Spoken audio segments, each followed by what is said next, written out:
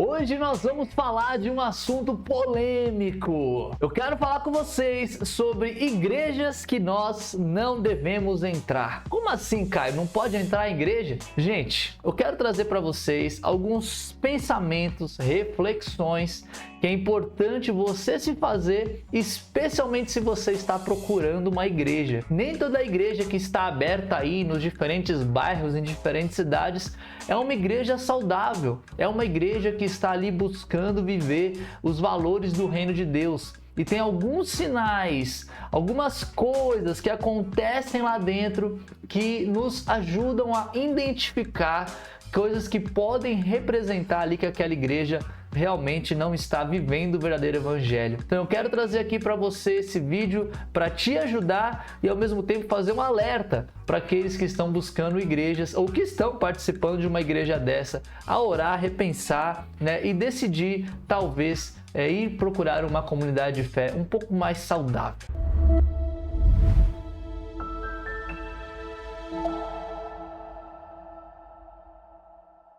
Fala, meus queridos, tudo bem com vocês? Como é que vocês estão, galera? Espero que estejam bem. Eu sei que hoje nós vamos falar de um assunto que é difícil para o nosso coração. Muitos de nós, né, às vezes frequentamos igrejas como essas que a gente vai falar aqui. E eu não quero dizer que o Espírito de Deus ou que coisas importantes e significativas não acontecem nessas comunidades. Eu tenho plena segurança espiritual de que Deus ele tem capacidade de agir em todo e qualquer lugar, por meio de muitas pessoas. Na Bíblia a gente vê ele agindo por meio de várias coisas que a gente nunca imaginava, né, que ele fosse usar como ferramentas dele. Então eu não quero dizer que tudo ali é do demônio, nada presta, tudo é errado. Esse aqui não é o ponto. Eu quero falar para você que está em busca de uma profundidade real com Deus. Você que já tem um contato ali com o Espírito Santo, já conhece as verdades espirituais da Bíblia e quer uma comunidade que seja saudável, que você esteja envolto de pessoas, especialmente de líderes que entendem a centralidade de Cristo na vida da igreja. Então é muito para te ajudar a pensar, a repensar, a orar sobre isso, né? Eu não quero aqui causar nenhum tipo de debandada das igrejas, esse não é o objetivo. Eu espero de verdade que esse conteúdo chegue para você como uma fonte de bênção e de sabedoria para te ajudar a tomar sempre as melhores decisões, a ter pessoas do seu lado para construir uma fé verdadeira e sólida em Cristo Jesus. E antes da gente continuar aqui esse assunto, eu preciso primeiramente me apresentar, né? Muito prazer, meu nome é Caio César, para aqueles que não me conhecem, eu sou ministro religioso e sou também professor na plataforma de cursos lá da Udemy. Se você não sabe, eu também faço cursos que ajudam você a viver o evangelho todos os dias da sua vida com verdade, com intensidade. Se você quer realmente ter mais conteúdo profundo que vai te ajudar no seu amadurecimento de fé, no seu crescimento com Deus, vai aqui no link da descrição, dá uma olhada lá nos cursos. Eu tenho certeza que você vai ser muito edificado e abençoado por esse conteúdo. E eu quero te pedir também, se você não fez isso ainda, deixa aquele seu joinha abençoado, galera. Esse seu joinha, ele faz milagre aqui no YouTube e me ajuda demais aqui. Eu espero que esse conteúdo esteja sendo bom para você, então já deixa aquele seu like. Também não esqueça de curtir, né, e de se inscrever aqui no nosso canal. Ativa o sininho, viu, para não perder nenhuma notificação. E vamos lá para o conteúdo, vamos buscar compreender mais profundamente esse assunto. E você pode estar se perguntando, mas Caio, por que você está falando disso agora? Enfim, eu estava navegando pelo meu Instagram, vendo ali alguns vídeos, eis que me deparo com um vídeo de um homem falando exatamente esse tema aqui que nós estamos conversando. Quero mostrar para vocês esse vídeo aqui, vamos ver juntos. Que você nunca deve entrar. Primeiro, se você chegar numa igreja e tiver uma foto do pastor e da pastora estampada na frente da igreja, não entre, porque lá não tem pastores, tem bezerros de ouro. Segundo, se você for em algum lugar e lá estiver vendendo vassoura, sal grosso, caroço de feijão, rosa ungida, corra desse lugar. Até porque se eu quiser essas coisas, eu vou no mercado. Terceiro, se você chegar numa igreja e lá estiver cobrando ingresso para você entrar e ouvir a palavra do Senhor, vai embora e gaste esse dinheiro todinho de pipoca. Chamou o pregador que cobra porque quis.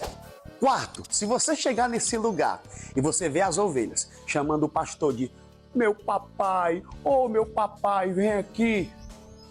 Você já sabe, né? Se nos primeiros 15 minutos de culto o pastor falar mais de dinheiro do que de Jesus Cristo, se levante e vá embora. Procure a igreja certa, aquele que tem Cristo no centro, que prega a verdadeira doutrina de Cristo e que nos ensina a ir morar no céu. Que Deus abençoe em Cristo Jesus. Igrejas que você nunca... Aqui é o vídeo, né, desse cara chamado Missionário Sincero. Eu confesso que eu não conhecia ele, né? Ele tem aqui 77 mil seguidores, né? Tem muitas publicações. Vamos ver aqui os comentários desse vídeo primeiro, né? Aqui você vê, resumindo, não vai em templos, todos são assim, né? Aí o cara tá falando e aí dá aqui alguns nomes de igrejas. Ai daquele por onde vem o escândalo, está trazendo escândalo, né? Algumas pessoas ali criticando esse vídeo. Faltou falar das igrejas que tem as paredes tudo pretas. Enfim, pessoal aqui comentando, eu fui lendo os comentários, fui vendo e eu falei, rapaz, é importante trazer um pouco mais de profundidade a esses temas que ele está falando aqui, porque eu acredito que tem muita coisa que a gente pode tirar desse conteúdo que ele está trazendo. Basicamente, né, o que o Missionário Sincero está nos falando aqui nesse momento é que existem igrejas que idolatram pessoas, idolatram o dinheiro e idolatram os cargos. Basicamente, esse é o coração daquilo que o vídeo está falando. E aí ele cita alguns exemplos. Você entra na igreja e você vê ali a foto do pastor estampada.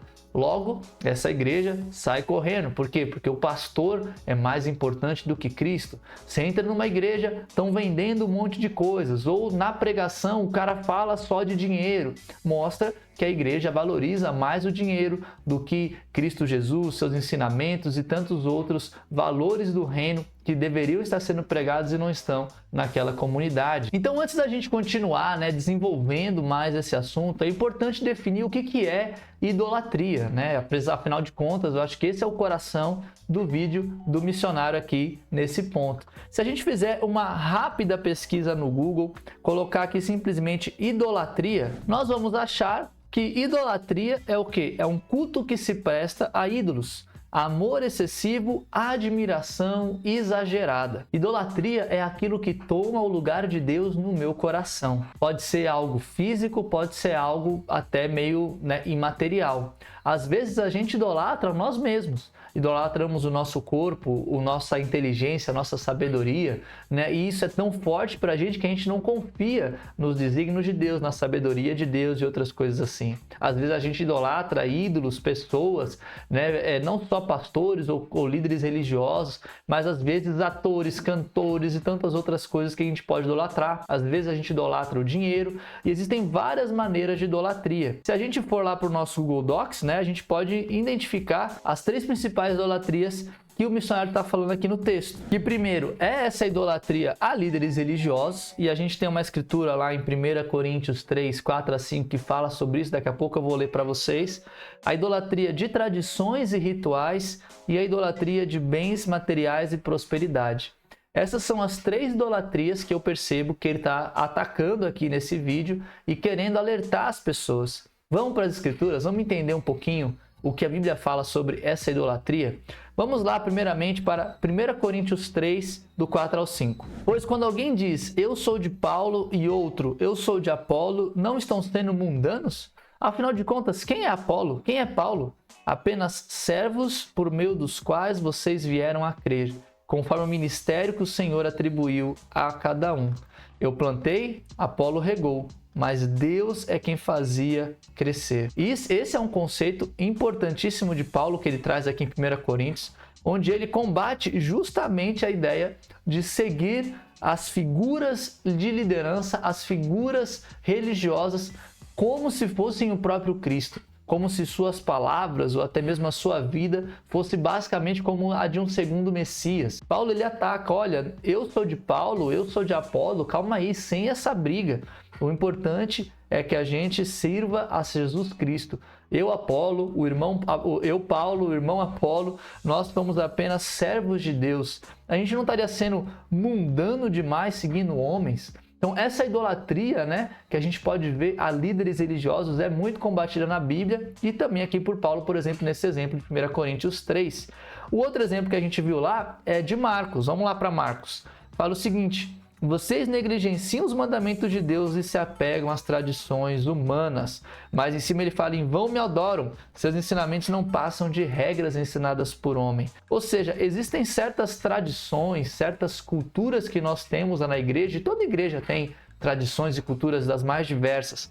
Mas quando essas tradições e culturas são focadas no homem, ou no dinheiro, ou nos cargos de liderança, né, e a gente valoriza isso, a gente está se apegando a essas tradições muito fortemente, que não necessariamente são questões da Bíblia. E aí você pode falar: não, Caio, mas o meu pastor é diferente, lá na igreja é de outra forma, a gente brinca ali, né, de papai, mamãe, mais como uma brincadeira mesmo, tudo bem. E eu entendo que talvez no início, né, para aqueles que estão naquele ambiente familiar, de início ali de igreja, com certeza, né, pode existir culturas que começam com um bom local ali, né, que não tem maldade ou malícia no início daquela prática.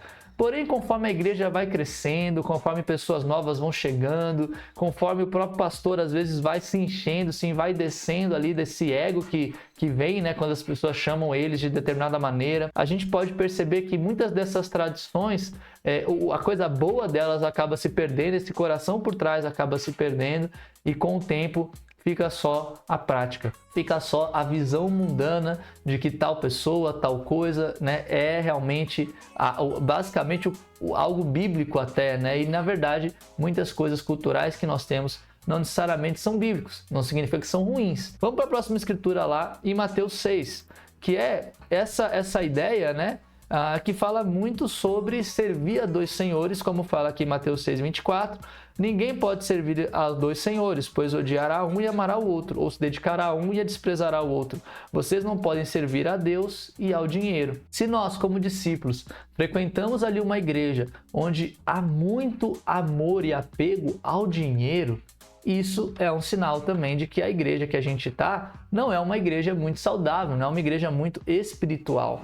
Então, quando a gente olha, né, para esses pontos que o missionário falou ali no Instagram, e eu estou trazendo aqui para vocês esses conceitos de idolatria, que é um conceito muito profundo, né? Por exemplo, lá em Êxodo 20, deixa eu voltar aqui para vocês na Bíblia, que me lembrei dessa escritura aqui agora, né? A gente pode ver, né? Por exemplo, lá no versículo 3, não terá outros deuses além de mim, não farás para ti nenhum ídolo, nenhuma imagem de qualquer coisa no céu, na terra ou nas águas debaixo da terra, né? Desde quando ele começou a escolher as pessoas para falarem dele, para serem sacerdotes na terra, ele já fala: não tenham ídolos além de mim. Então isso é algo muito importante da gente fazer. A gente não pode, né, só porque está ali na igreja, permitir que a idolatria cresça no nosso coração. Uma igreja saudável é uma igreja que tem Cristo como centro. Os pastores não são mais importantes. As pessoas, os cargos, o dinheiro não é mais importante, né? Então tudo isso são pontos que é importante a gente pensar para que a gente não entre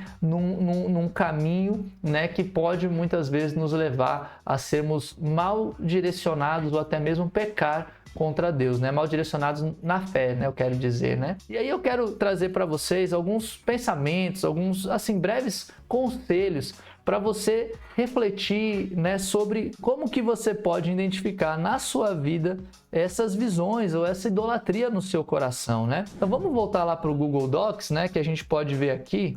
Primeira coisa que eu te encorajo a se perguntar: as mensagens e atividades da igreja estão centradas em Cristo? A minha igreja tem muitos momentos de oração, tem momentos ali de ajudar as pessoas. Na minha igreja tem discipulado. Na minha igreja tem relacionamentos profundos. As pregações são cristocêntricas, são direcionadas a Deus, são direcionadas a Jesus, nos incentivam a seguir o Mestre e não a membros ou pessoas ali. Como que é isso? Outra pergunta que a gente pode se fazer, né, para nos ajudar a identificar essa idolatria no nosso coração e na nossa comunidade: o que ocupa a maior parte do tempo, dinheiro e atenção sua, né, seu e dos membros da sua igreja? Quando eu quero dizer isso aqui, quando eu faço essa pergunta, é mais para você se perguntar: o tempo que nós gastamos como igreja é para fazer o quê? é para servir o pastor, é para estar ali adulando ele, o dinheiro que a gente usa é para construir uma coisa que o pastor quer, é para pagar o carro que o pastor deseja, é para fazer alguma coisa que está relacionada ali à família do pastor. Como que é o nosso tempo, o nosso dinheiro, a atenção que a gente dá? A gente ama mais as pessoas que estão sofrendo, a gente quer mais trazer a mensagem do evangelho para aqueles que estão sedentos da palavra, ou a gente pega todo esse tempo, todo esse dinheiro, todo esse recurso simplesmente para servir a família pastoral e sustentá-los da maneira que eles acham melhor? Como que é isso? Eu sei que são perguntas delicadas e profundas. Eu peço muito que o Espírito Santo te guie nessas perguntas e te revele as melhores respostas aí com relação a isso. Mas são perguntas realmente para a gente não responder assim de bate-pronto.